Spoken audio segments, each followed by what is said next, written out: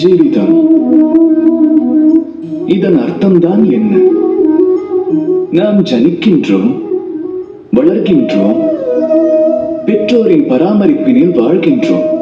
பின்னர் அவர்கள் உழைப்பில் பாலக பருவம் அடைகின்றோம். பின் பருவ வயதை எட்டி விவாகமும் புரிகின்றோம். சந்ததிகளை ஈன்றெடுக்கிறோம், அவர்களையும் வளர்க்கின்றோம். பின்னர் முதுமை பருவம் அடைந்து ஒரு தினம் இந்த சிருஷ்டியினிலிருந்தே விடை பெறுகின்றோம். இதுதான் ஜீவிதமா? இவ்வினா தங்கள் அகத்தில் அநேக முறை எழலாம், இல்லையா? இனி சற்றே நீரின் யாத்திரை அதை காணுங்கள்.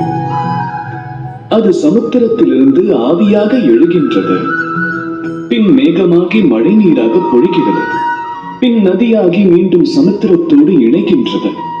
எனினும் என்றும் தன் வாழ்க்கை குறித்தும் அதன் நோக்கம் குறித்தும் அது வினவுவதே இல்லை. ஒவ்வொரு கணமும் அது வாழ்கின்றது.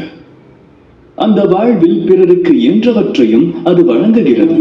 சமுத்திரத்தில் இருக்கையில் அநேக கடல் வாழ் உயிர்களை அது காக்கின்றது. பின் அது ஆவியாக எழும்பி மேகமாகையில் விவசாயிகளுக்கு பயிர் விளைச்சலுக்கு நம்பிக்கையை அது ஊட்டுகின்றது.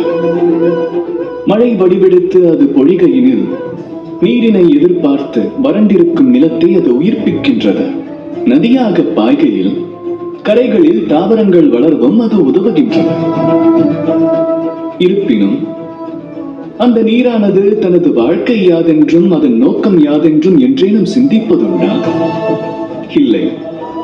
அது தனக்குரிய தர்மத்தை பரிபாலித்து செல்கின்றது. தன்னால் இயன்ற மட்டும் ஆனந்தத்தை பகிர்ந்து செல்கின்றது. ஆகையால் உங்கள் ஜீவிதத்தில் வாழ்க்கை யாதென்ற வினாவினை எழுப்பாதீர்கள், அதன் உத்தேசத்தையும் வினவாதீர்கள். இந்த வாழ்வினை வாழ்வதற்கு பயிலுங்கள். தம்மால் இயன்றவரை மகிழ்ச்சியை அனைவருக்கும் பகிர்ந்தளியுங்கள். உடன் மனம் பேரன்பு கொண்டு உரைக்கும். ராதா ராதா.